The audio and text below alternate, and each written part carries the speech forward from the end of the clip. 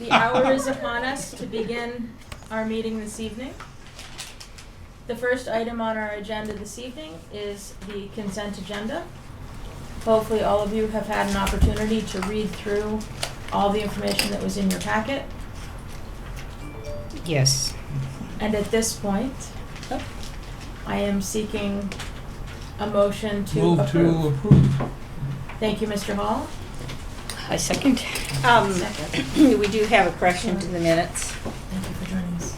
The minutes say that Nicole DeGarrett-Kuhn was at the meeting, and it was Nicole Dana. So I'll change that, Marcia, and I'll just revise those and put those in as corrected. So I'll modify the motion to say as amended. As amended with the correct staff attendee, okay? Is there any discussion? Should be pretty straightforward. Everything was very well presented. All in favor of approving the consent agenda? Aye. Welcome and invitation to speak. Well, I thought at this point in time I would just introduce the staff. Of course, Lydia is here, the Assistant Director, as usual. Liz Reed, Adult Services Librarian, Kate Tide, Children's Services, and Brian DeFelice, Technology. And they're here to speak on the microfilm reader and the Macmillan Publishers, and then they are free to leave. With the exception of Kate Tide. I was about to say, which one is staying? And we welcome having you with us, Kate.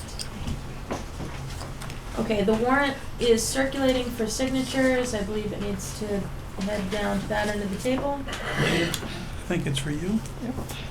Correspondence. Hopefully everyone had an opportunity to read through the presentation of the Consolidated Facilities Management.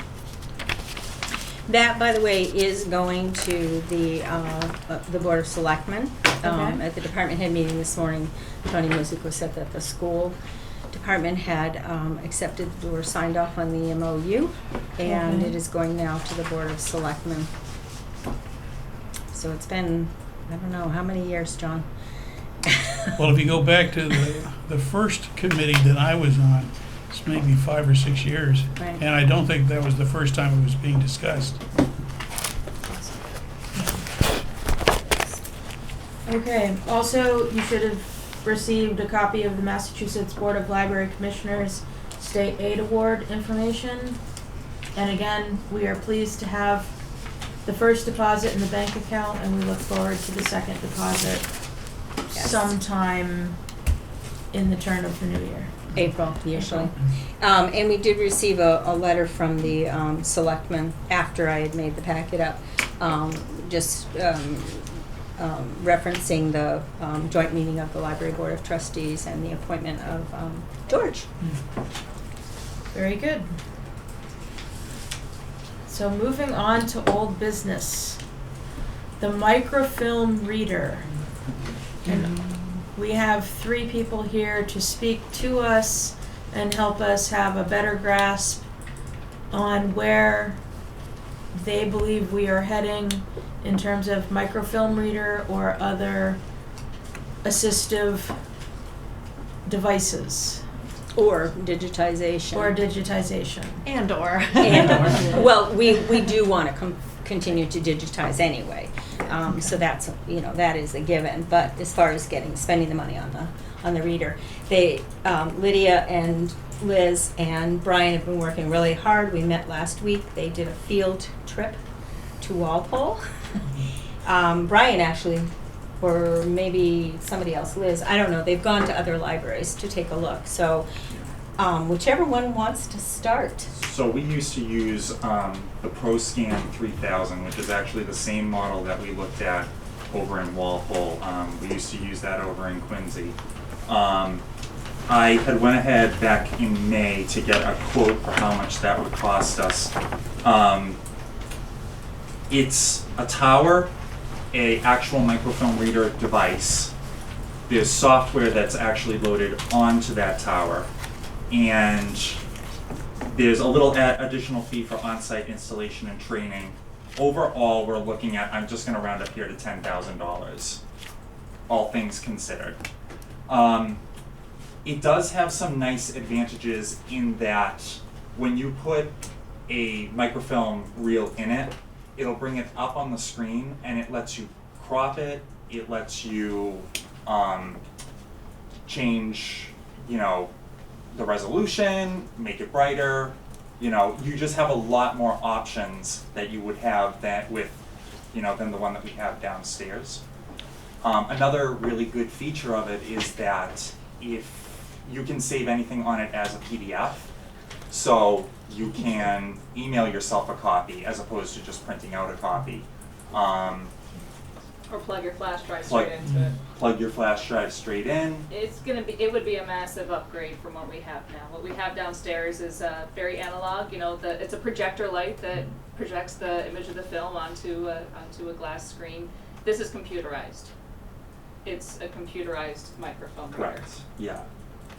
Right. Yeah. So Brian, in terms of downloading and emailing PDFs to oneself, I guess that means it's connected to the internet. Correct. Yeah. But it doesn't, but only for that capacity? How does that work? How would you email? Is it kind of like when you use a scanner and you can? So that is the thing, is that in theory, email or- people could use that for anything. It is connected to the internet, so it is something that we would want to kind of keep an eye on. I know that in Walpole, as well as Quincy, they had sort of a user password that they would change periodically, so that a patron would have to go up to a staff member to get that password. And that way we can at least, it gives us a gauge at who's using it, but also being sure that they are, we can kind of keep an eye, be sure that they're using it for the appropriate reason. Well, kind of like is there something that you could do, like our computers that are dedicated to searching our online catalog? Is there a way that you can, well, no, because people need to get out, I'm not sure. Yeah, I'll look into it, I don't know. but, yeah, I'll look into it, but. Restrict a computer to only be able to go where you want it. Where'd you go? Maybe. Maybe. I'll take a look, but, yes. Is there any way that you can, I could use it from home?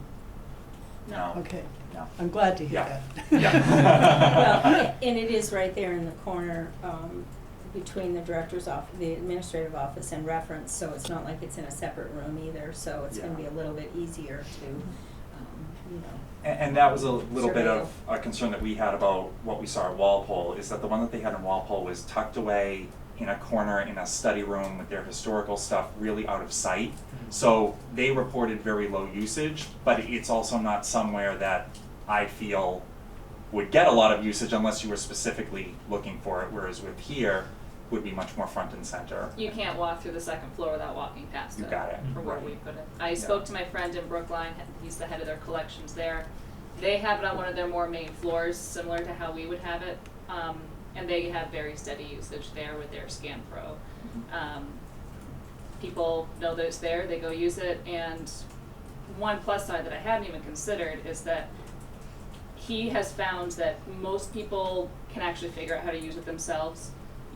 We still have patrons who want help logging into their email, so there's a certain amount of comfort with technology within the population, but if somebody's fairly comfortable with technology, it's not too hard to figure out how to use it. You don't need to sit down and take a course to figure it out.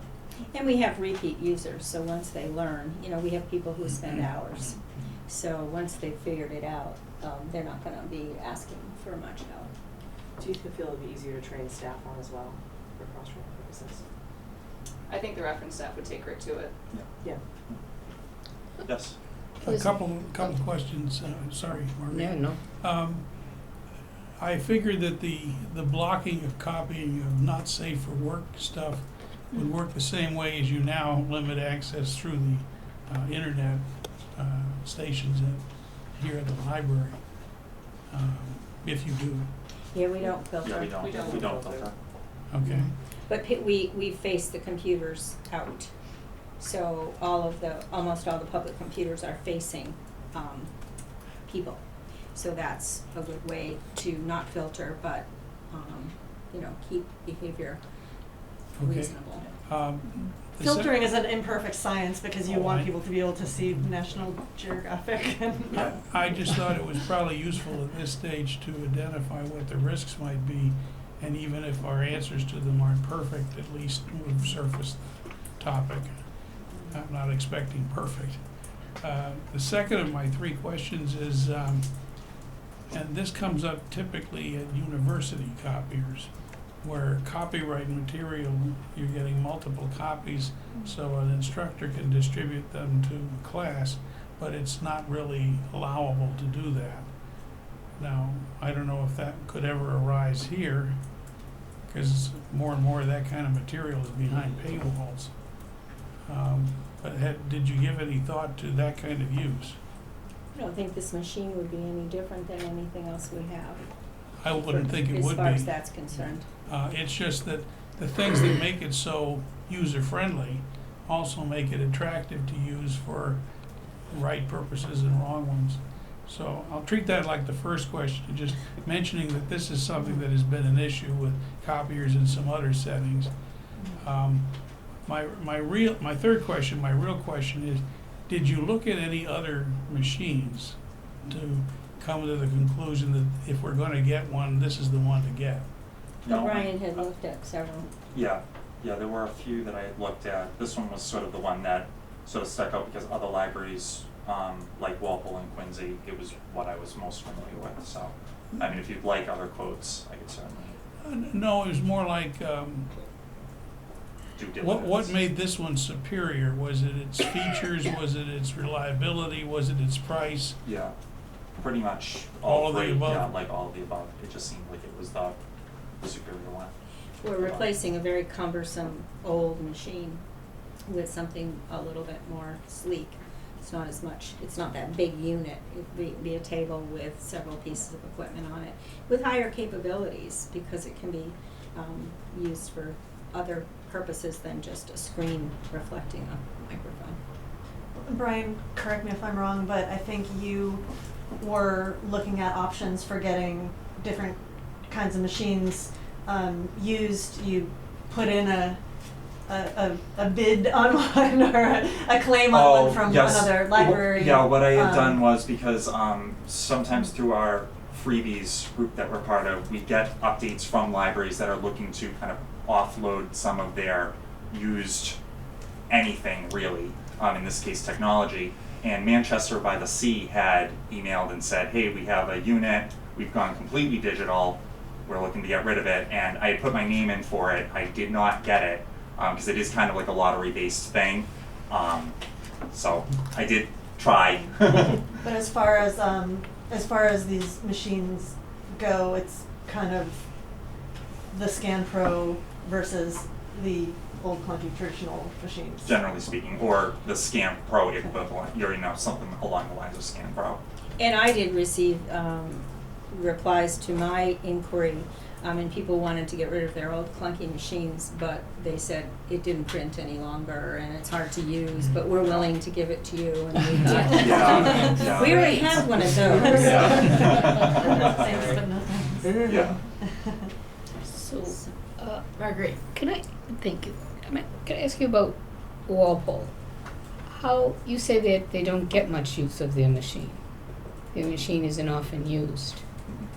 They had a massive anonymous donation, and they digitized everything. But in a that they- different kind of way than we're digitizing. Yeah, so they, it was interesting. Everything that they would use the ScanPro for, they had digitized, not in the way that we have it, where even though it is in library use only, it looks like a nice sort of database interface, like folks are used to searching. They had everything digitized to PDFs. PDFs are these days searchable. You can't edit them, but you can search them. You put in something and it just highlights the words. So they received the PDF copies of everything that they digitized, meaning put on made Yeah. into a PDF, on the desktop of this computer in their special collections room in folders. So they have a folder for each publication, they have a folder for years, they have a folder with everything, and the patrons who use this, the small group of patrons who are historians and are savvy and know where it is, they know to go and open those, like a file search on your own computer, to open the folder and to search, to do a word search. So it's a very different model from what we're doing in terms of digitization.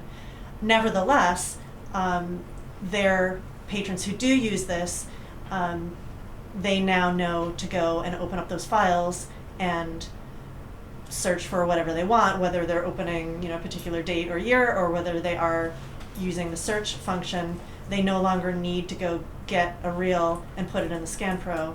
And the director said to us that since they did the digitization, the ScanPro has not been used. He said that maybe that it hasn't been used for maybe 6 months. He also, they don't keep stats. So, I'm not sure, somewhat anecdotal, Yeah. the information that he was giving us. And, like we said before, it's essentially in a special collections room. So the nature of how they're presenting this, kiosk is different from the way we are. We have our all of our historical newspaper, our reels in the reading room where everybody comes and goes. We have the machine right out there where everybody can see it. And since our digitized collections are cloud-based, they're internet-based, every single library computer is an access point. Well, one of the reasons that it was, Good point. Said that, we really do need this because nobody else near us has one except Boston and Quincy. But Walpole has one. In Brooklyn. In Brooklyn. Well, that wasn't even brought up that I recall. Mm. Just Boston and Quincy. But Walpole has one. But if they don't have the microfiche to use with it, then having the equipment isn't as useful. Because then you'd have to check out. Actually, Lydia Is that has, true? Lydia has a I'll pass report this of one. all of the microfilm that we have in the library, and there are, We don't let our reels leave the library. So, no, we can't. We wouldn't be letting people take a reel of the advertiser and review and bring it over to Walpole. And I don't think we would want to change that policy, given that it's our preservation copy. Would Walpole want to sell it to us?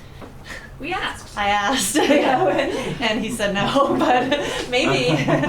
He said, when he said that it hasn't gotten usage in 6 months. Was that because it was part of a donation? Did they take that as part of their donation? What do you mean? They got a donation, that's why they got this, you said they No, got a they- big donation? They had the ScanPro, then they got They had the the scan donation code money first. to digitize, Okay. and since they digitized, the machine hasn't been getting used. Oh. So There it is. I posed that question: if it's not getting used, are you interested Yeah. in Selling it to us. it? And he Oh, giving kind it of to us. chuckled and Donating it. chuckled and said that that probably wouldn't go over well or something.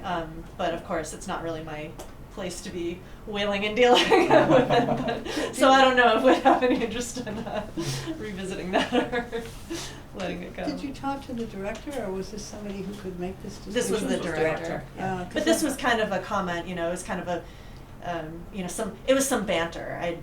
There wasn't a real. I didn't pose it as a business negotiation. Well, I mean, if Just kind Walpole of has one, feeling him out. I think we should. So what I Yeah. just passed around is a spreadsheet that shows our microfilm holdings, and I did it chronologically. And there's a column there's a column with our Sorry. Water, did you need? we have, thank you, You got it, Brian. okay. Yeah, very much. thanks. the title, What we have on microfilm, all formats, so this column indicates whether we have already digitized it, whether we have any print volumes, and whether there is any database that we currently have that has the overlapping coverage. The publication dates of the paper itself, regardless of whether we have any holdings. And then how many reels we have of each item, and based on $135 per reel for the vendor that we've been using, what it would cost to digitize what we have. Keep in mind, we would not have to, do the full run of the daily transcript all in one go. We could do as many reels as we wanted, or as much of a span, as many years as we wanted at any given time. It's totally up to us. But just to give a sense of, what it would cost to digitize everything, or any portion thereof. So are you saying that, did you just say that the people you are currently using, or the something you're currently using is Yeah. 135 per reel? Yes. Okay, so what would it be if we got this thing, the Pro? We Or would am I be misunderstanding? digitizing it. It's two separate things People that would we're be talking. searching it. We're talking about the reader, the Scan Pro, which would replace our current microfilm reader and would be for patrons to use here in the library All right. with literally the reels, and separately we're talking about digitizing, some of which we've already done. Okay. And we would like to do more. And I think we're all in agreement that these two projects are not mutually exclusive. We have a demand for the machine, and we would like to get a new, better machine with these better capabilities and features. And we feel that, we have a case, and Liz is going to speak more about our current usage as well, of the microfilm, and the, local history stuff, these patrons, how they use it. And the drawback is that it's not searchable. So we want to move forward with digitizing as well. There's another vendor that Walpole used that could, and we could do a price comparison of what it costs to digitize with them.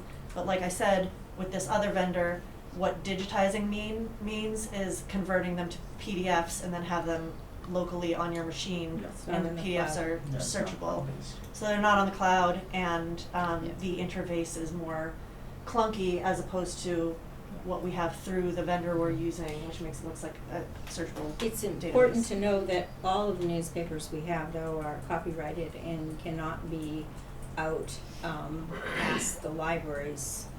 We won't be able to use them outside of the library, correct? If we digitize them at all. So In nothing we library, yeah, digitize, right? Well, not nothing. Anything after 1923 and on. Right. So we do have some holdings already digitized and some that are not yet digitized that we could put on the open web. As But- compared to our town reports, there was no copyright on that. That's why those were in the catalog. You can search those from home. But any of these other things, you do need to be in the library, and that would always be the case. But you could do it from any library computer as compared to in Walpole. You have to go in that room. It has to be free. You have to log into that computer, and that's how you search it from only one. It's on the director's desktop that, it's in that room with the device, and it's at the reference desk. Oh, it is at the reference. Three Okay. places. But for the reference librarians, not for the public. It's only one place where the public can use it. Yeah. So, but what I see here, Liz, if you could move on to telling us what people are wanting, the Daily Transcript and the Messenger are two biggies, aren't they? Mm-hmm. And those are the largest amount, the biggest collections. Yeah, At I least the think, transcript. the transcript has changed names over the years, so, a number of these things are technically the same publication, just continuing on. That's probably the biggest, use of it, is gonna be the transcripts. Norwood Advertiser and Review not a lot of people research that far back, but Mhm. sometimes we do get that far back. One benefit of the Scam Pro, and if you looked at the marketing thing I sent around, you can kind of see it does a really good job of cleaning up the image, and especially for a lot of these older Yeah. publications, it's really muddy. Yeah. And so this you could actually see, read the print, see the photos, which is very exciting because, you know, all of our eyes are getting a little bit worse. So, I'm not sure what questions people have, because I could just Yeah. kind of talk, and I want to make sure I'm actually answering questions. I just have a couple of questions to Brian. Brian, what is the warranty on that? This comes with a 1-year warranty that's on-site warranty. I'll reach out to him further to see if there's any type of extended warranty and things like that, but. There probably is a service contract, like most equipment. We did have one on the machine downstairs at one time, and then it just got too old. The service was. Is that part of the maintenance? Would that be there? It would be they a would maintenance do their service maintenance contract most service? likely, Yeah. that we would decide to buy into. It seemed a lot less high-tech than I was expecting, the device itself. I mean, you're mostly using, It's kind the of like same when you use a concept. You're scanner. still It's the pulling same out concept. the Yeah. tray, But it, threading the reel, pushing it in, and then your controls are on the computer screen. Takes Yeah. about the same amount of space. Oh, No, smaller. Much smaller, Much much smaller. Doesn't have the big monitor Yeah. and everything. Yeah. right? But the smaller, beauty much is they smaller. can send it to themselves. They won't have to print Yeah. it. Good.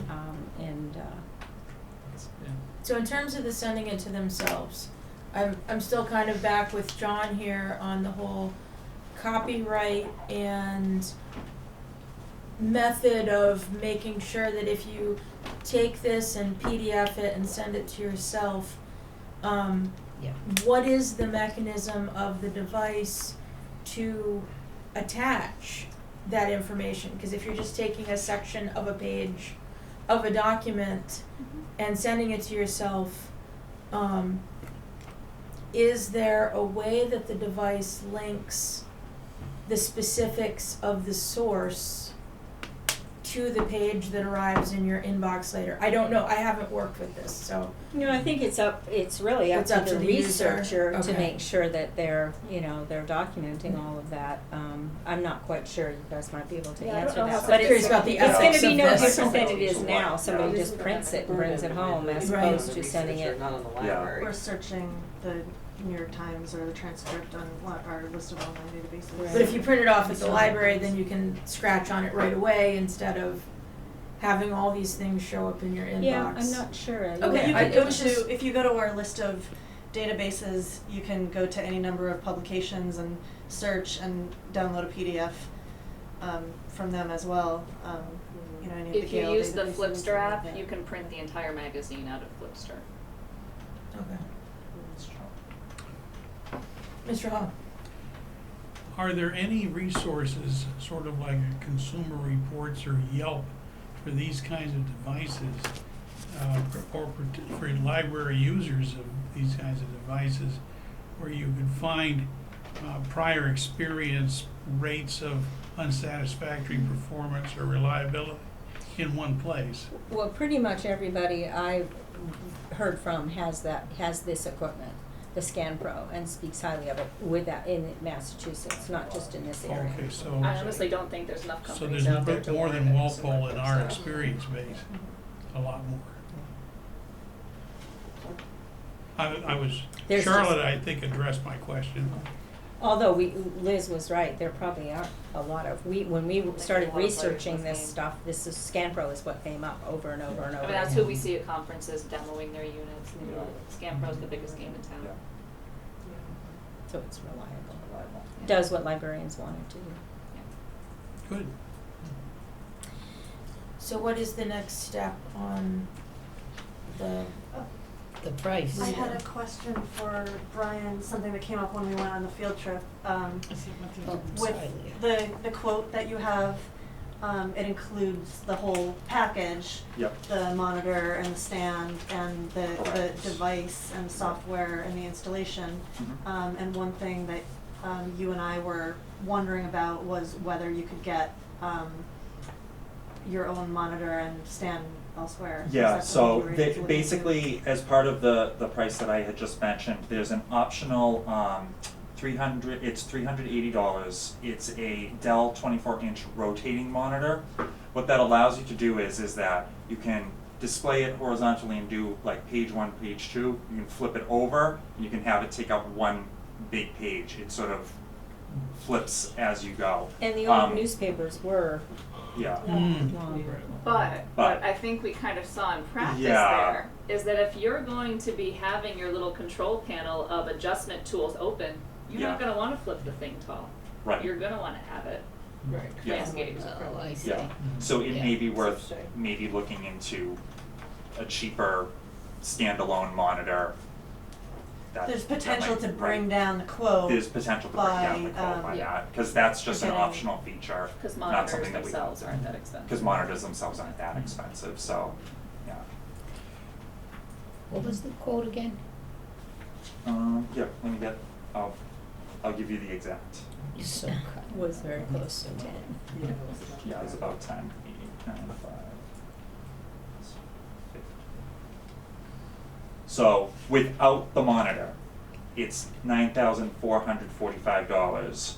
With the monitor that they have quoted, that brings us to $9,825. So like I said, round up to 10,000. How much would it cost to get a monitor from your usual sources? I don't know, maybe half the price of that. Mr. Hall? This is more a question, I think, for you, Madam Chair. When we've had purchases like this in the past, I think the simplest thing is to pass an authorization to spend up to, in this case, 10,000, seems like a reasonable number, with the exact details to be finalized by the staff. Does that make sense? That is what we typically do when we are feeling confident that we've zoomed in on what specifically we want to purchase, but we understand that there's still some final details that need to be worked out. I think this would, one thing it would qualify for, I It's believe, materials. would be materials, because it's, equipment for patrons to use. Another thing is, when we are buying, equipment or things like this for the patrons, pretty much patrons only, we can use the revolving Revolving fund or state aid, both of which are very healthy right now. When the library buys a piece of equipment like this, is there sales tax? Probably. No, we're a nonprofit. Right. More sales like this one. And we do need to keep it down to $10,000 for that. I think. Under 10. Well, because if it's over 10, then we need to go through Yeah, another although that might have process. been revised, I'll just, but if it's under 10, we're all set. And if it's over 10, what happens? Well, then you have to go out to bid. Oh, I see. Can you break it up and just buy one thing and then the other? Not really. You're in the army now. You're on TV. But I'll talk to Kathy Carney about the purchase once we've Okay. decided we're going to go forward. Would it be appropriate to offer a motion then? I would move that we approve the purchase, less than $10,000, of the indicated device. You guys can fill in the specs. The scan For the name. 3000. And using funds from the revolving fund or state aid. I think we need to specify which, don't we? No? Okay. No. We would if it were a trust fund. Okay. Period. Period. Second. Second? Okay. Is there any further discussion about the Scan Pro 3000? You guys have definitely put in a lot of effort into researching and figuring out what the best fit will be for our library, and we are very appreciative of that. We know that this has been a very lengthy process. So without further discussion, all in favor of authorizing up to $10,000 for the purchase of the Scan Pro? I, Right. Okay, very good. Just to be clear, the motion, I think, to fit with those procedures wouldn't be up to 10,000, it would be less than 10,000. Because Okay. if it's exactly 10,000, you've tripped. Yeah, less Okay, than 10. less than 10,000. I 1,999. apologize. 9,999 cents. Okay, and we'll, Brian will work on that. Yes, get right on it. Thanks So it looks very like much. Brian is If you need a Free. pen, come and see me. Brian is free, I'm Liz free is Brian not. is free to go. Unless you wanna hear about Liz, it. you're still with us. Good job, Brian, thank you. The Thanks next- for that, Bri. The next item is Macmillan Publishers. This looks like a messy can of worms. Yeah, well, so I did include a memo for everybody. Did you have a chance to Yes. look at it, I hope? Thank you. So without, rehashing the whole thing, the really short version for the audience, is that starting a couple years ago, there were a couple of, here and there, a little bit of restrictions being put in by publishers, and that's kind of ramped up over the last couple of years. And now, Macmillan, which is considered one of the big five, has decided to place an embargo on libraries' ability to purchase things under their imprint. And this is just for ebooks, not for Macmillan audiobooks at this time. Or print. Or print, It's just ebooks. right. So, and we can get into nitty gritty if people have questions, but basically, libraries are only allowed to purchase one copy for the first 8 weeks a title has been published. After that 8 weeks, a library can purchase more at a higher price, and they're temporary. They will expire after, I think it's 24 months, I think is the limit, I yeah. think that's what it said. And then after that, there is a third tier of pricing that's in between the first two, and those are also temporary copies. Macmillan ebook titles will not be allowed to be shared. So that means if Norwood purchases copies, Norwood owns them, period. We can never share them out to the rest of Minuteman, which has been a very helpful feature. And we for do our share ebook lending. all the other Yes, ebooks that we have. it's part of Data Network. For state aid. And we cannot count them for state aid, we cannot count them for grants for which the network is eligible. It's a big mess. The board of directors for Minuteman has recommended, they don't dictate buying practices at different libraries, but they recommended the individual libraries feel free to purchase that first 8-week single copy if you want to, because you get to keep it forever. Even though you can't share it, you do get to keep it forever. But refrain from purchasing those temporary metered access titles. Instead, let the network take on that burden, because those copies can be shared by everybody. So that's kind of where we stand with it right now. Liz is on the digital, she heads the digital content committee this year. Kate is actually also on that committee for Minuteman. So Liz has probably 5 years now, so 5 or 6 years. I'm so in the weeds. And she's been the one who's been buying all of the collection for both Minuteman, for everybody, and she also buys our collection, which are Advantage titles. And just for our viewers, that's the digital committee of Minuteman. Exactly. So anytime you're borrowing an ebook or an e-audiobook, this is what I'm talking about, through Overdrive or Libby, if you use the Libby app. Could you clarify what you meant by saying leave it to the network? I didn't quite follow that. So the group that Charlotte just mentioned, the Digital Content Working Group, that is a group of librarians from different public and I think 1 or 2 academic libraries. And we purchase on a weekly basis content, e-books, e-audiobooks that are shareable to the whole network. And how much is that you're spending right now? Our annual budget this year for all the different things that we spend money on in Overdrive is $600,000. And the libraries share that cost? And that is shared, yeah, the cost is shared between all the libraries in the network. The materials are shared to all the library patrons in the network. And can you use state aid for that? It's part of our assessment that's paid to the Minuteman Library Network, which is the Minuteman Library Network. It's a separate purchasing Okay. organization. All right. Yes. Yeah, so we purchase Advantage copies, which are outside of the network. Liz purchased those for our library that only Norwood residents can use, and that's a separate, we pay for that out of our either electronic format No, budget or yeah. state aid, or revolving. That only our patrons can use until our patrons are done using it, and then it gets shared into the pool for everybody, But not Macmillan. except for Macmillan, from this point forward. It's a really convoluted, complicated Mr. Hall. situation. Is there any buzz out there about whether other Big Five publishers might be Take looking it back, at? don't say it out loud. Actually, so, not to this extent. There have been some different kinds of restrictions. Like, for instance, audiobooks, whenever they were published, were always one copy, one user, meaning you buy it, you own it for good. It works like a regular book on CD would work. If I have it checked out, Lydia can't use it till I return it. Now, we're starting to see publishers release audiobooks as metered access. You only get it for either 26 checkouts, then it disappears, or 2 years, then it disappears, or some, they all have their own little model for it. So we're starting to see that. We should have kind of seen this coming in a way, because the very first restriction was put on by Tor Fantasy Books, which is an imprint of ebooks for Macmillan.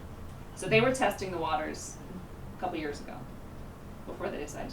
Their justification is they say that libraries are cannibalizing their sales.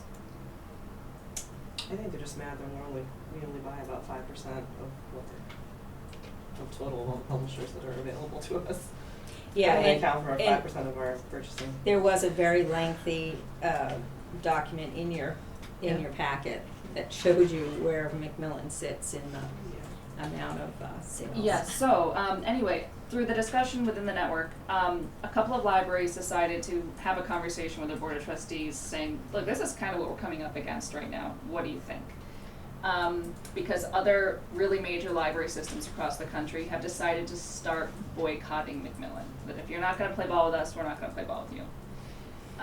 So I think Brookline was first, and then Dedham was next. I'm not sure who else has decided to do it, but they've decided to boycott purchasing Macmillan titles for their individual library patrons. Yes.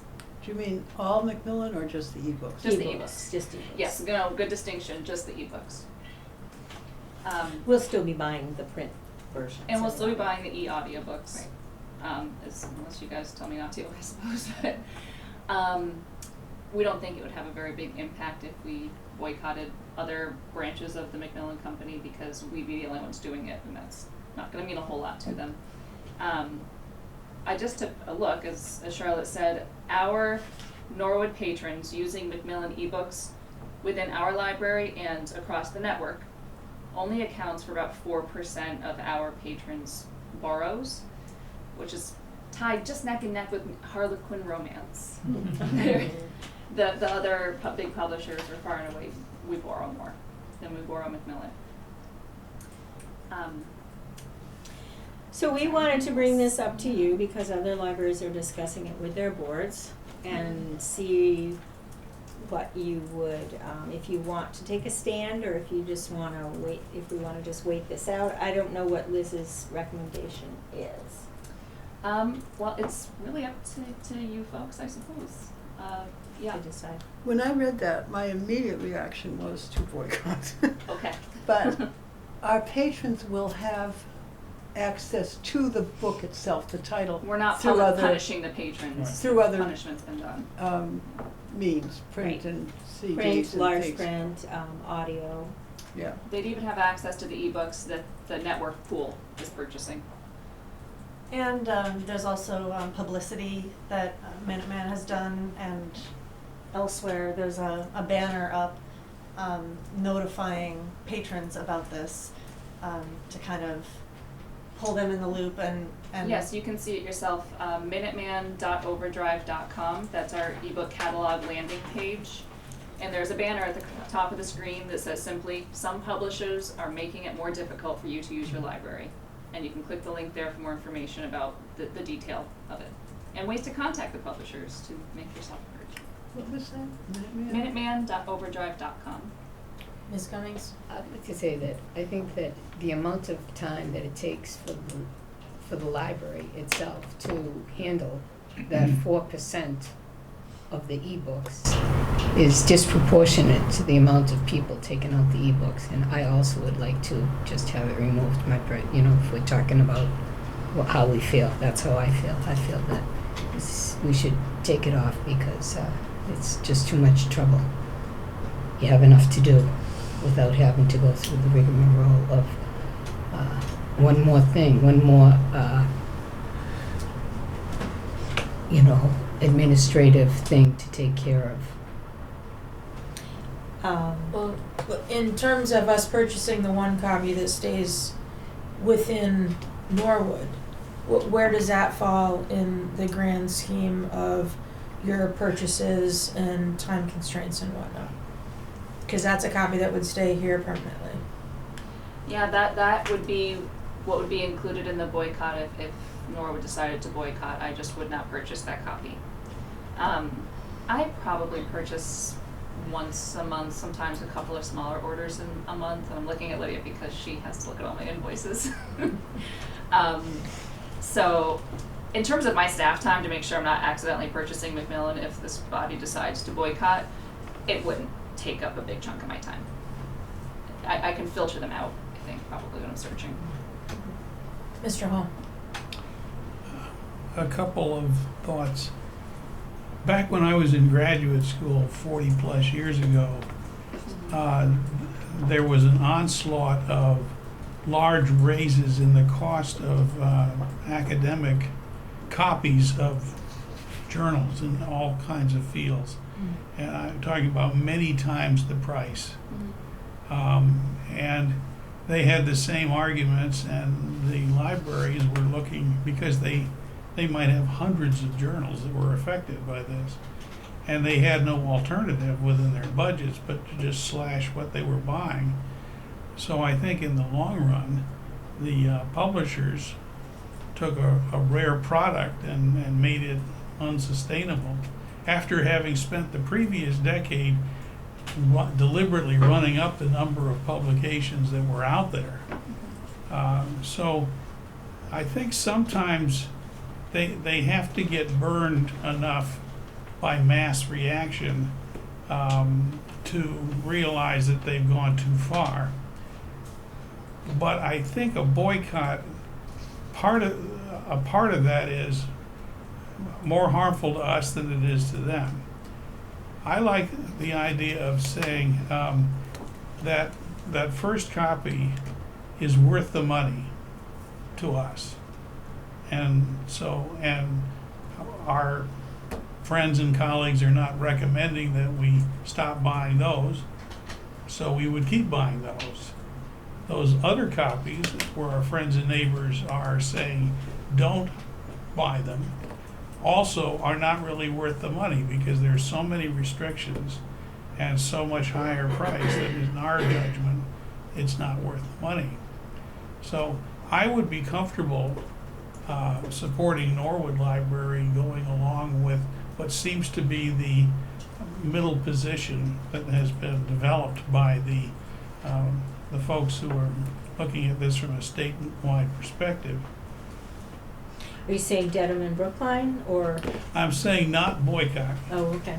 I'm saying what I take to be the position that says we recommend that you don't buy these second and third tier, and we would say, yeah, we're with you on that. But go ahead if you want to and buy the first tier books. And for those, I'd say use your usual approach.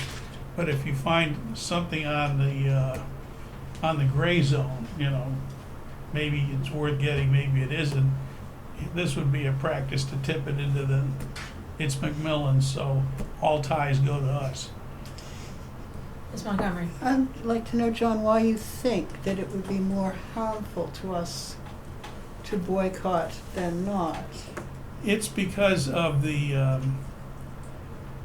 deprivation of our patrons who are interested in the But ebooks. we covered this, that they're going to have every other form of book. They're just not going to have the ebook. Well, that was another thought I had, was that I suspect they had a lot of heated discussions at the publishers some years ago about the likelihood that audiobooks were going to cannibalize their print sales and that ebooks were going to cannibalize their print sales and such. And somehow they convinced themselves that whatever the trade-off was, it was worth it. Mm-hmm. That was where the market was going, and so they went there. But by the same token, I'm not sure that our patrons would regard it as full value, you know, in the form they want it, if we didn't have the ebooks, but we had the print only. What will happen is our patrons would have to be in line with everybody else for a Macmillan copy that was the network owned. In the Advantage owned, if we did buy the one copy, our patrons would be in line for that particular copy, so they wouldn't have as long of a wait period. That's just. Well, Ms. Montgomery? I'm sorry, my feeling is that if you give somebody an inch, they take a mile. I think that this may be the beginning of something else. And I think that if we take a stand, then that would be the right thing to do for the patrons, so that we don't have to raise our budget to buy additional books because they're going to raise the price on us and then they're going to raise it again. So I think this would be more of a budget control feature and a putting our foot down thing. Mr. Hall? Let me just mention one other personal example. I have a collection of TV science fiction stuff, and I have a copy of every novel that's ever been published in connection with Star Trek, except for one, which was only released as a Kindle ebook. So we can't assume that if you can't get the ebook, you can always get the print book. They are increasingly putting out ebooks that have no print equivalent.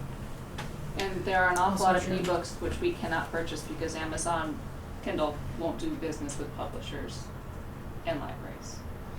So there already are a lot of ebooks that we can't get for our patrons, simply because the publishers won't allow us. What's really interesting is authors are incredibly supportive of libraries. Yes. And here their publishers are creating this issue for them, which is too bad. And, you know, if every library decided to do this, that would make a difference. Yeah, but that's why I feel that it's that keeping patrons, you know, the patrons, you know, are the ones that will suffer because they can't have the access, and it is. I feel like the publishers eventually are going to get sandwiched out of this because of what the authors feel as well as what the market can sustain.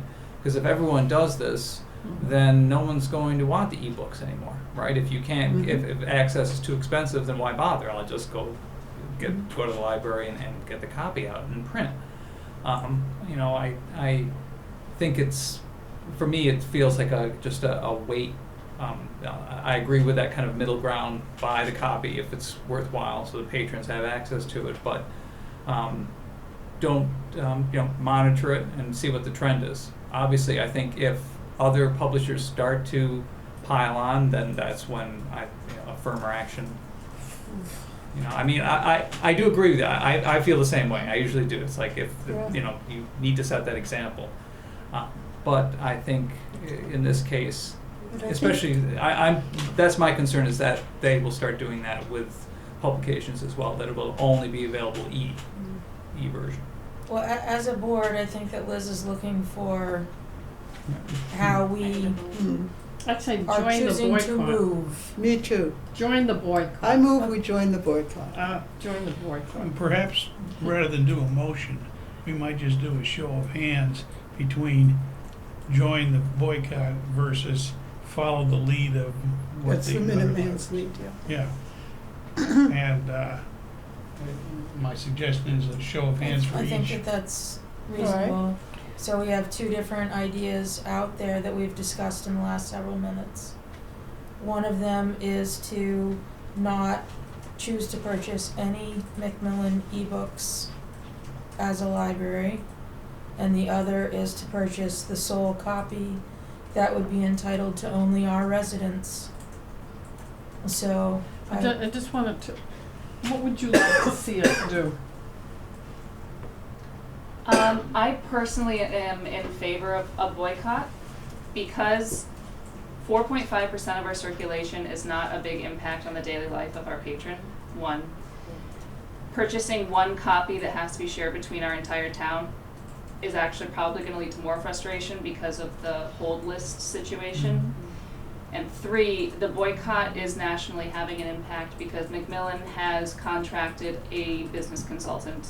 So they have already decided to fork out hundreds of thousands of dollars to see if they made a mistake. All right, well then. Kate, do you wanna chime in? Yes, you're Yeah. on it too. I think, I agree with Liz. It would be, I think if more libraries kind of continue to put pressure on Macmillan, it will kind of add to that trend that they're starting to get quite concerned about. I do think this is an issue that patrons have been able, my anecdotal feedback from patrons, patrons already know that publishers are trying to squeeze out every last penny. That's why they come to the library. And yeah, if we didn't have something, they might get frustrated and say, oh, forget it, I'm going to go buy it on Amazon or whatever. But I think for the most part, a lot of patrons feel like, yeah, libraries, good job, stick it to the man. You know what I mean? Like, these people are trying to take more money away from hardworking people and who want to use the library. Well, I also think no cards will be issued after 8:45. If we All the join the public boycott, computers and the printers begin shutting down 10 minutes before closing. Please plan your work accordingly. Thank you. I think you ought to consider issuing a press release, Yes. informing, educating the public as to what's going on and the position that the Board of Trustees took. I think it's a fairly easy message to get across to patrons as well. Right, but I think a press release and send it to the publisher. You know, our patrons are incredibly patient. It's amazing how long they will wait I to was just gonna get say, either yeah. a print copy or an electronic copy. They will wait until it comes up in their on their record that it's available. It's amazing how long they will wait. They are used to waiting in a queue for audiobooks and ebooks, And for all print. the online And print. and print too. So it's not highly likely that somebody would face extreme frustration because they can't access one particular title immediately. The title does exist. And I feel, as a library user, I put in searches for different things, and I look in Hoopla, and I look in Libby, and I search the catalog, Yeah, and right. I have no idea whether something's going to be available as an ebook or an audiobook or only in print, and if it is available, how long I'm going to have to wait. Ms. Montgomery. And I often will choose, I read a lot of CDs because I'm at work, and I often will choose, if I really want the book, print, anything, just if I want that book. Ms. Cummings. I'd like to table this Macmillan thing and look at it again. I want to just see what books Macmillan has. If it's, Table it for the next meeting, Yeah. January. I'd like to table this. Okay, that's good. And Liz gave us a great Yeah, I like that, background Liz. and, Thank you very much. um, I might come to you with some questions. Yeah, you know who to ask. The Yeah. biggest author off the top of my head who's with Macmillan is Leanne Moriarty, I think. Oh. Big Little Lies. Yes. Well, I think that might be the biggest one. Yeah. Okay. But I think the major thing to think about too is which is what we talked about was, if you get a really hot author that's with that publisher, for example, we all cited Where the Crawdads Sing, which is Delia Owens is not with Macmillan. Yeah. But if you get an author of that caliber who the demand is so high, Yeah. that's, the only thing we would have to really consider. But Macmillan traditionally doesn't have the corner on that particular market. Yeah. Like you said, Leanne Moriarty is really their top.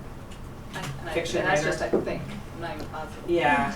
Yeah. Yeah. So with the statement to table it for the next meeting, I would say that kind of cutting the middle perspective on this in the meantime while we wait for the official decision Okay. would be to stick with the one copy This month. this month, and we will revisit it with all of us looking into it further. Yeah.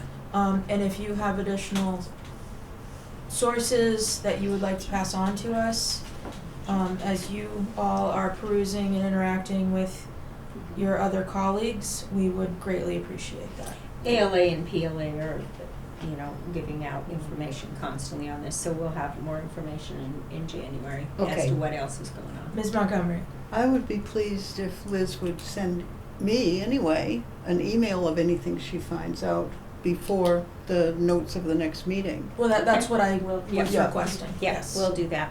And if you come up with any questions, like, oh, what about this situation, let me know, just send me any questions. And it is being, NPR, I don't know if NPR has had anything on this, but it has been in sort of the national, has it been in the national news? Oh yeah, it's definitely been. Yeah, so, Mr. Hall? Just to clarify Liz's last point, if you want to be able to make the occasional exception, you don't want to be in the boycott because that's absolute. Mm. Right. True. okay. Okay, We'll be so on we the will agenda put in this- January, on January 21st, we have Yeah. Okay. more stuff. All right. Okay. Thank you. So every time you see in my notes that I went to the DCWG meeting, this is what I'm going to talk about. Very good. Digital content Spent 2 working hours Have a talking about nice this Christmas, today. you two. Oh, I'm still Thank here, you, I'm too. with you. Oh, Oh, yeah. all right. Don't get rid of me. Kate's down at E as well, so Have a nice we Christmas. get her for a couple more alphabets. January 21st. Okay, grandfather clock repair update. How are we doing on repairing the clock? We have heard nothing from our clock expert. So But- the innards are elsewhere and we await. I'm just assuming he's doing just a wonderful job, and he's also busy with the custom house and other things, so we'll let you know. Okay, well, we'll keep that on old business then. Uh-huh. The townwide facilities update, You we received. received that. I guess we wait and see what they tell us is Yeah. going to be happening to us. I don't think there will be any personnel or budgetary changes in the Okay. next fiscal year. Okay. I think we'll see them in 2021. 2021. There will be for the town, because they'll be hiring a Well, facilities they'll be manager. shifting things and Right, everything right, else. but I don't think it will impact us. I don't think Jim and I are gonna lose that Hopefully great it will work. positively impact us in terms of contracts moving forward. Right, exactly, okay? Noise in the library and teen behavior, if I dare ask the question. Well, we have Kate here. Yeah, no, we've had a remarkably quiet year. Knock on wood. We have a lovely group of kids who come after school. There's no more than 4 or 5 of them. They're really thrilled. At Brian's suggestion, we purchased a Nintendo Switch, which for those of you who are not familiar, is a gaming system. We do have other gaming systems that do circulate, but the Switch does stay at the library.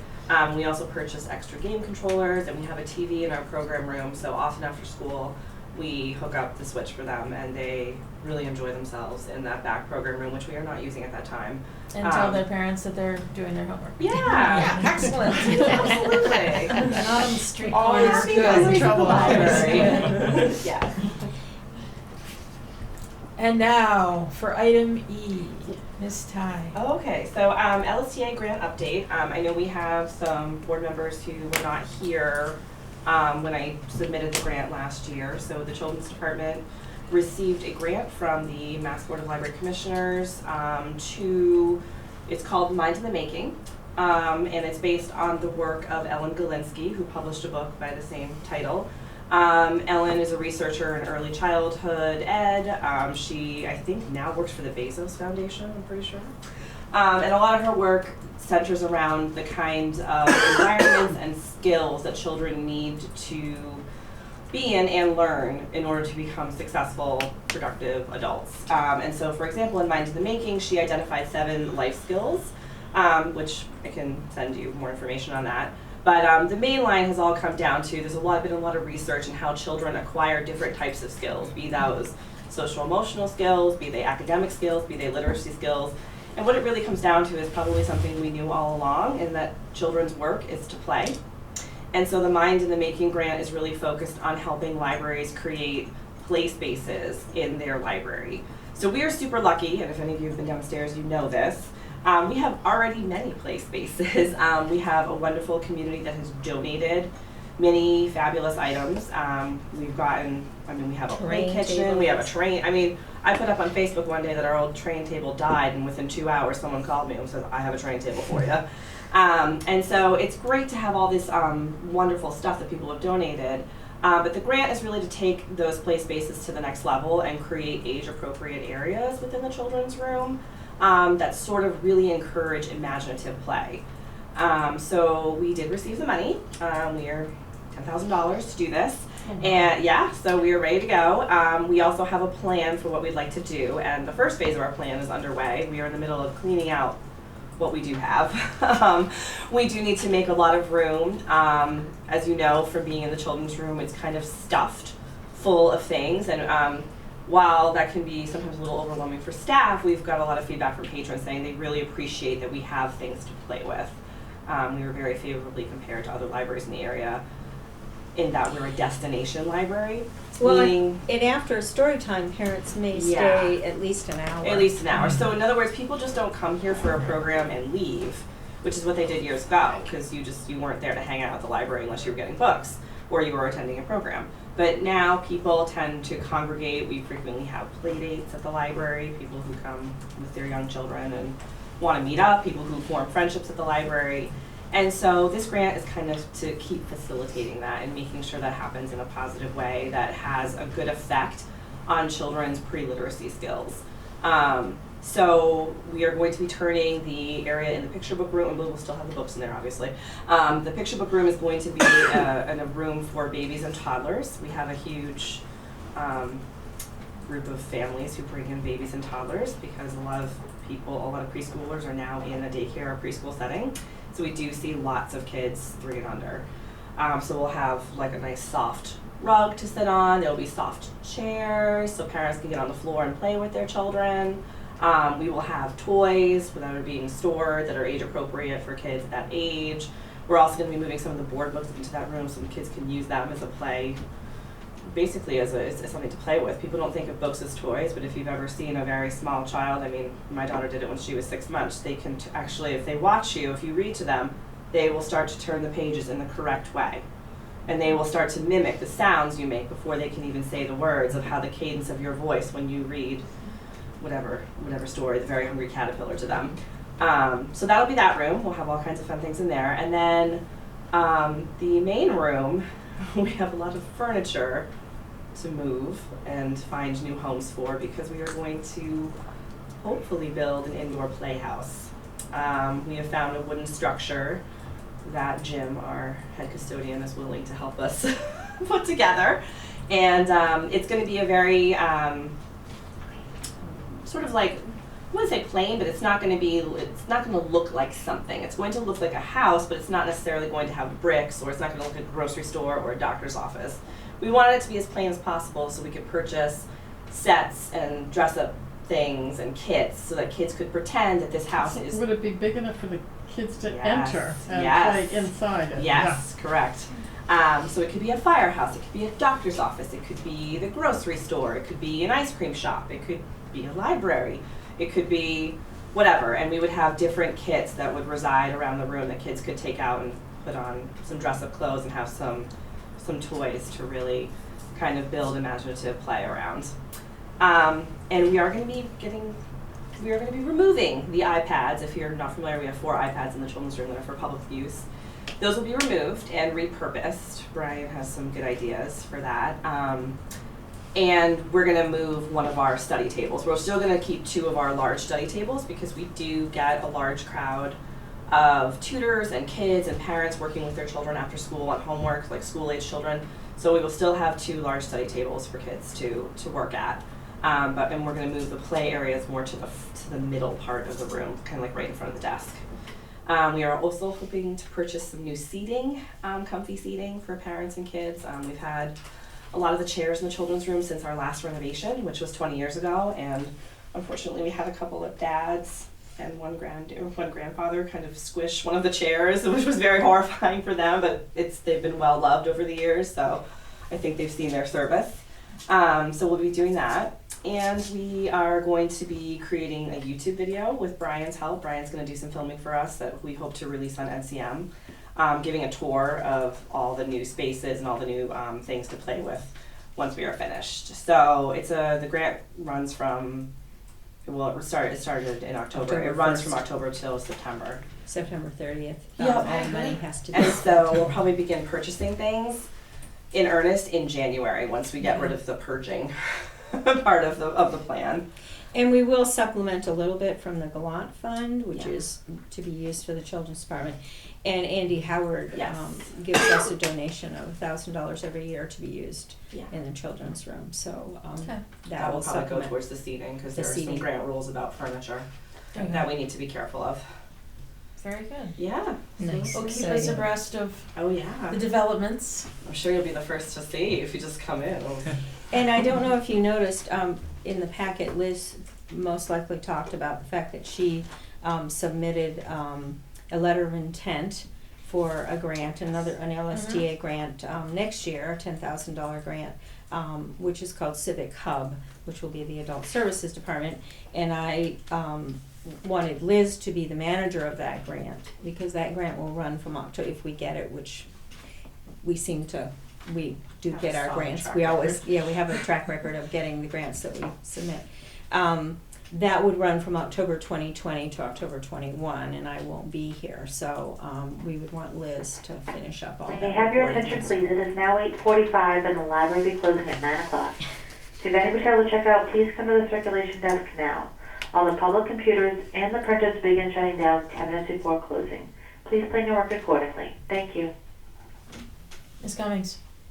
Kate, kudos to you and your team. Place looks great down there. Thank you. It's a real activity hive, and you work so hard to make it look that way and to be that way. Thank And you. the kids are always happy to come I will and not pass that on. happy to leave.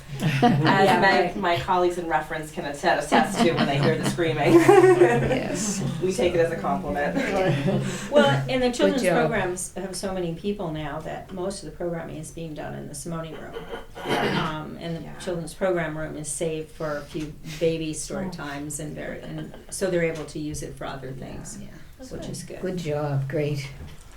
Good to hear. Really proud of you. The Moral Family Portrait update. Well, I just What's want- going on? I just wanted to let you know that the Day House does have them on Okay. loan from Ren Reed.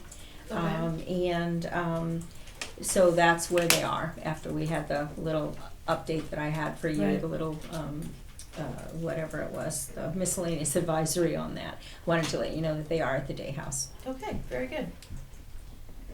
Reports, personnel report. We don't really have anything to report other than Casey and I are working on the part-time, as you know, raises, because as you know, the minimum wage is going up to $12.75 on January 1st. We normally give the part-time increases on January 1st, so we'll be doing all of the, we're putting in all those requests right now. Okay. Friends of the Library, we saw that Lydia is now involved with going to visit the friends. Yeah, I went to their last meeting, and it was really great. They are looking to have a dinner night at the chateau. You know, a lot of restaurants offer to give a portion of the proceeds of Mhm. that night to The benefit, yeah. and a nonprofit, if people, you know, go and state that that's the reason that they're there, and the Chateau is one of the restaurants that does that, so they are planning on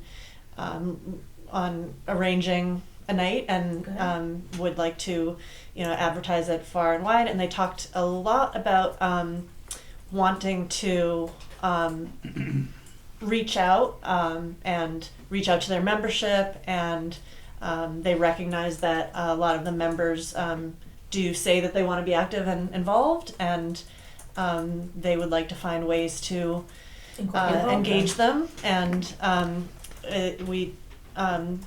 the group talked about the need to get the need to, on one hand, have your print mailings, and to appeal to the members who are print based, and also to get the membership list into an email list on something like MailChimp, and to really ramp up the social media presence and the marketing via some kind of mailing list.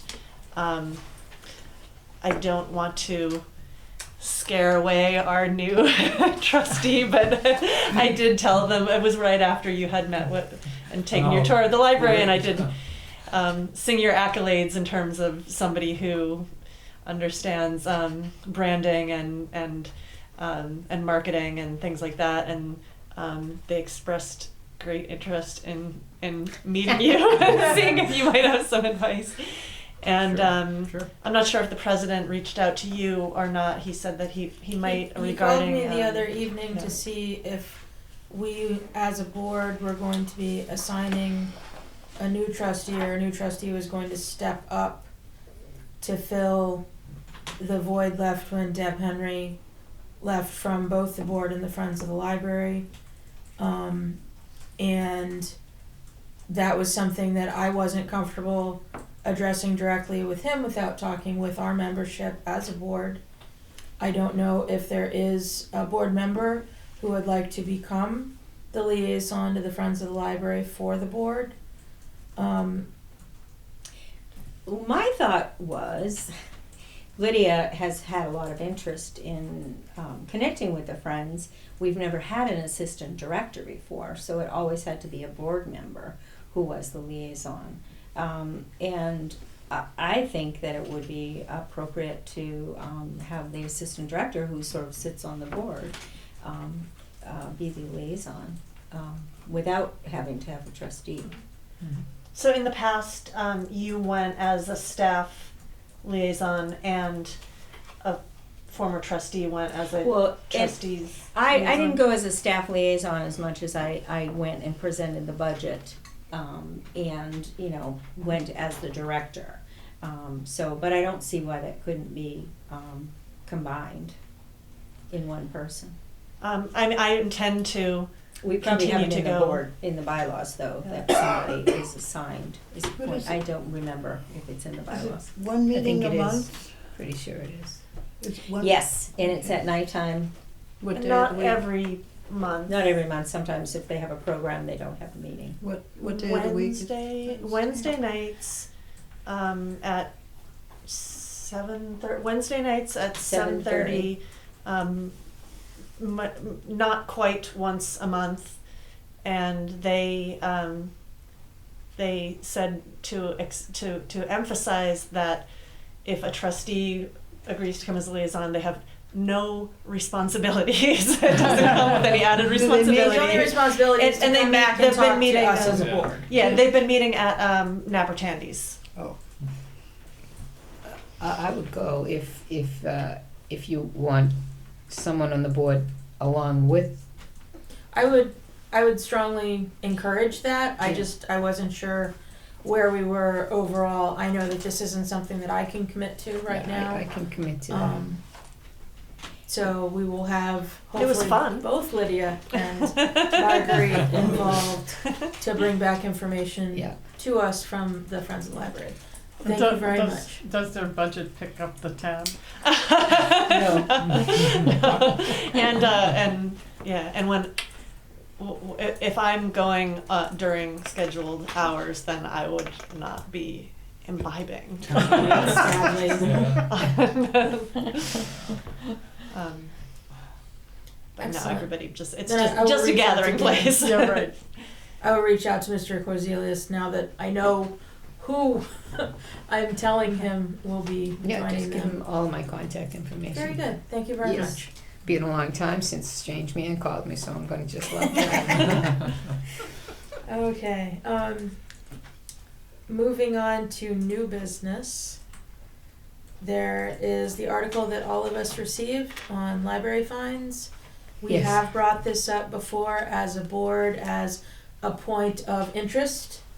I think it was after one of the conferences that some of our librarians had attended, mentioning that many libraries are starting this trend to remove fines from their structure and are finding that they're sometimes getting their supplies back more rapidly than when there were fines attached to the materials. I see that this is a new business item. I don't know if that was with the intention of having us enter into this discussion again, It just or just a point of information. Well, I I think we need to keep it on our radar and Okay. bring it up at another meeting. I wanted to keep it briefer and just send you the information. Of course, there was a resolution at the ALA midwinter meeting in 2019, which was wherever that was, Seattle. I voted against it because I did not feel it was fair for the ALA to be deciding what libraries overall should do, because there are many libraries that count on their fines. Our fines are probably $10,000 a year, may even be less than that. We get restitution, we have other fees and whatnot. Of course, our revolving fund includes all kinds of things, copying, printing, and passports and whatnot. So it wouldn't hit us as hard if we were to decide to do this. One of the steps we might take is to eliminate fines on children's materials first, and go through some steps towards possibly, May I as have the your rest attention, of the please? country It's now is doing, 8:55 and the library is eliminating closing fines. at 9 o'clock. Okay. If you have any wish to check out, please come to the circulation desk now. Thank you.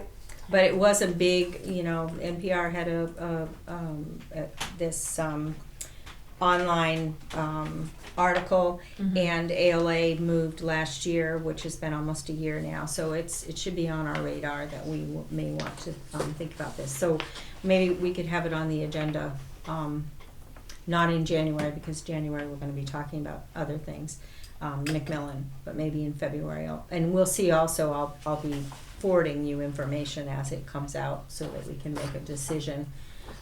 But I think that my recommendation would be to start thinking about just eliminating children's fines on the children's materials only, possibly just print materials, which are only 5 cents a day, and then moving into other materials as we go, because it is a barrier.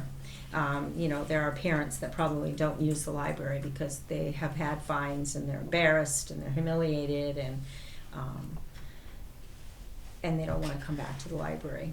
So, Okay, so we'll Okay. revisit this on the February Yep. agenda. Very good. The action plan, it's just for very your well put information. together. Staff did a tremendous job updating, and I was able to, they did a great job sending me their revisions and their ideas and everything, and I was able to incorporate it all into that action plan. It was accepted the day I sent it in, I don't know, Tuesday before Thanksgiving, and I received an email that our action plan was accepted. They're also going to get a formal approval that we do not have to have our long-range plan submitted next October, Okay. but can wait. We have But the I've asked for extension. some kind of letter of formal approval so that there's no glitch, and I'm waiting on that. Ms. Montgomery. Who do you submit this to? The Who action approved plan? this? Yeah. It's submitted to the Massachusetts Board of Library Commissioners. Okay, I wasn't sure if it was them or the town or. Yeah, no, it's the Massachusetts a Board of Library Commissioners. Statewide. And we have to file an action plan every year, we have to file a long-range plan every 5, and an action plan every year, in An order to update, be, which is an update, action plan update, which makes us eligible for LSTA grants, which is the $10,000 that Kate just got, and hopefully Liz will get, and we get, periodically, almost every year now. So, I know that George had read it and noticed, that there were some things when we talked last week in our action plan. So we have a lot. This staff just thinks of everything that they want to do and includes it on the action plan. And we do them pretty much. Okay. There is one other item that's kind of new business that I would like to bring forward to the board, and that is that we are very close to needing to do a contract renewal for Charlotte's contract as director. And as I was processing through this, I realized that of all of us sitting around this table, that we have a very, very inexperienced board in terms of having the length of interactions to fully evaluate the director in the position that she's currently serving in. So I've been spending a lot of time trying to process through what the best plan of action will be to perform the director evaluation for the 1-year extension of her current contract, because she has already stated that she has a retirement date planned, and we will then at that point be maneuvering towards trying to hire a new director for the library. After a lot of thought, and this is just my thought, but I would like to bring it to the table to discuss as a board, I am considering having the personnel committee do a focused evaluation of the director, because I believe that Mr. Hall is on the personnel committee. As chair, I am able to be part of any committee and invited to partake in any and all committees. And that is a vacancy that has now been left by Deb Henry. And so it would somehow logically fall on Mr. Michaelick here as well. But I think that that may not be such a bad thing, as it would really throw you in 100% into what specifically the director's role in all of this is. I don't know. This is a very, very difficult position I think that for that- us as a yeah. board to be in. With so many new members. With so many new members, and I have actually been very concerned about the best way to do this. Well, Marguerite wanted to speak first. I Yes, Ms. think Cummings. that, given the young board and the It's depth now of 9 o'clock knowledge and the library needed is closed. right now for that, and how the conversation would go on and on if there were people that were unable to know what's necessary. I think that your proposal is excellent. I myself was wondering how we were going to do that. And I've been processing this for the last 2.5 months since Charlotte mentioned that we were up for this again. Yeah, I really like that. But I think at the end of what you do, I think that it would be good if we could have some kind of a meeting between us all, where you could explain what you had done and why and how the process goes. Well, the It's a little director's iffy with the- evaluation, With the open meeting laws, Yeah, you have to do it a not little differently. not about you, about the process. Okay. Not about you. Okay. I'm sorry, I'm not pointing at Yeah. you. I'm not pointing at you. That's okay, Margaret. I'm not pointing at you. I'm just talking about the process. Being as I am one of the unexperienced board members, and Leah is as well, and we definitely feel this inexperience and this lack of pulling in, I think that perhaps it might, although I understand what you did, I think that it might be a good idea to have us have some of this experience. What do you think, Leah? Do you mean you or me? You and me, and anybody else who's inexperienced. I think we should get some experience instead of getting a report, that we may or may not understand, Right. because, I mean, Because it is a dry run in preparation for the search yes. for I the really, new director, and Yes. so I do think your point is well made. Yes. Because it's a dry run. That's why I think that because it has to be done quickly, in a relative short period of time, and because it is a long process, I think it would be good if you three did it, and then the process was explained to all of us, not what and why you wrote it about Charlotte, but the process itself. Do you have an electronic? I don't have an I electronic. have an electronic that I can send Yeah, so you could send the electronic versions of past reviews. of the questionnaire, yes. Yeah. Mr. Hall? That's exactly where I was going, is that The last time we had a review of Charlotte, Susan Pipes, I believe, was the leader. And at the time, she was the third most senior member of the board. And so it was actually a mix of some of the things we're talking about Yeah. here, in that there was a standard questionnaire to start with. There was a small group that tweaked it. Yeah. And then everybody had a chance to fill out the questionnaire and submit their comments and their ratings. And then Susan pulled it all together into a draft document that summarized what the consensus on rating and what the consensus on comments was. And it seemed to work quite well. And unless there is something dramatically different about the way this would proceed, I think that could work quite well. The experience that the new board members would get would be primarily in filling out the form and seeing what the form looks like and the like. The only thing that they would not have that the others would have is a more hands-on role in tweaking the questionnaire, which is, since it's been through the ringer several times, not that major a task. So I think I like your plan. I think it would work well.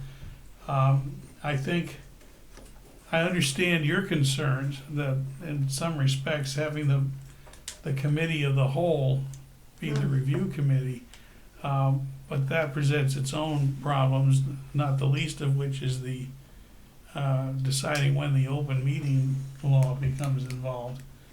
Well, it would need to be an open meeting. Yeah. So I'm of the view that the best combination of participation and efficiency would be the plan that you're proposing. I would support that. I missed the rationale for the newest board member to be part of this process. The reason why the newest board member would be part of this process is that unless we revisit the committee assignments, Because Deb Henry was on. Deb Henry was on the personnel committee and John Hall was on the personnel committee for this year. Right. So if we hadn't had as dramatic of a shift as we've had, then we would have over half the board having been through the review process instead of, 2 people. yeah. Have you been part of a personnel process, Marguerite? I was on the personnel board, but I wasn't, Were you part of the last review of Charlotte? no. Yeah, because there's only a review every 3 years with the Right. contract. You know, it's, No, I mean, so only she's, two of The us last have- yeah. time Charlotte was reviewed, the same thing took place. The chair and the personnel board. Yep. And then it came out to the rest of the people to look at it and sign it. I mean, in some ways, this is the beginning of the hiring process of the new director. I think that your evaluation is kind of academic at this point. Would you Yeah. agree? Oh, yeah, yeah, but it, So, I mean, I You're think, probably not taking it to the next job. yeah. so I think we should be thinking about the backbone of the search and interviewing process, and I'd like to suggest Marguerite as the third person, as, But I'm not on the personnel committee. Well, you know, so we appointed to the person. Oh, no, I mean, no. I think that that's, I can't be Well, appointed. the She's on other, Margarita's budget. I'm budget. another way of handling this process, and again, I've been spending an awful lot of time trying to think through how most effectively to do this and get a thorough evaluation. but, I mean, but it's really, Can I mean, please what- finish? Thank you. Sir. So this was one of the approaches that I came up with. Which doesn't really vary a whole lot from the way it's been done before. Yeah. No, I believe that the way that we've done it the last several times has been that one member of the personnel committee has been the contact point Mhm. who sent out, or one of us sent out the questionnaire to everyone. Everyone sent the questionnaire data back to one individual. it was averaged in terms of the numerical scores on the evaluation, and then the prose was compiled if people had prose that they chose to add in as part of the evaluation process. Because in addition to numerical scores from, inadequate to excellent, or whatever our terminology was on this Outstanding. particular, outstanding, Yeah. I think might have been the top one. There was a numerical approach to numerous bullet points for each of the topics, but there was also a space at the bottom where people could put in an actual prose response that might get at something that wasn't completely covered through just saying 4 or 3. And I do feel that everyone around the table contributes to that. It was just more of a matter of how, once the information is compiled, we move forward from there. So I think the information that we gather on the current director's performance is not important. It's looking at the criteria in anticipation of the search. And so using it as an exercise in examining what's important in the director's function and job performance. Well, that's... Mr. Hall? Having been in the position of hiring librarians a couple times at my old job and hiring other people, and having read what was in here about some of the guidance on what you have to have as a librarian depending on the size of the community and that sort of thing. My sense is that most of the material that goes into the criteria for hiring is not at all the same kind of criteria that we're talking about in this performance review. It really doesn't anticipate that. Much more complex and much broader document development. So I think your plan is a good one to do the performance review. I think we may have, for the reasons that people have articulated, want to start the process of developing what the search will look like earlier than we otherwise might. And then we can figure out then which members of the board will participate in which roles, and look for opportunities to see to it that everybody has a chance to weigh in, as you've said they did in a different way for the performance review. So that would be my suggestion is let's go with what would be normal given the committee assignments that we made before we knew all this was going to happen and before we knew Deb was not going to be with us. There are some good links on good things, resources on the Massachusetts Board of Library Commissioners site that I will send to you guys in links. So with the discussion that's happened around the table, what I would propose, taking in everyone's input, is to send out the evaluation form to all members of the board. And my suggestion would be to have a deadline to get that back in to the personnel committee, whichever of us chooses to be the email that's receiving the information. I'm going to try to do dates in my head, and I'm probably going to fail miserably. Next meeting is the by- 21st. Well, and that's why I'm stepping back a little bit from that. If we get all of us to fill out the evaluations by January 10th, which is a Friday, and have a meeting that will be posted of the personnel committee for the January 14th date that was not going to be a board meeting date because of other circumstances.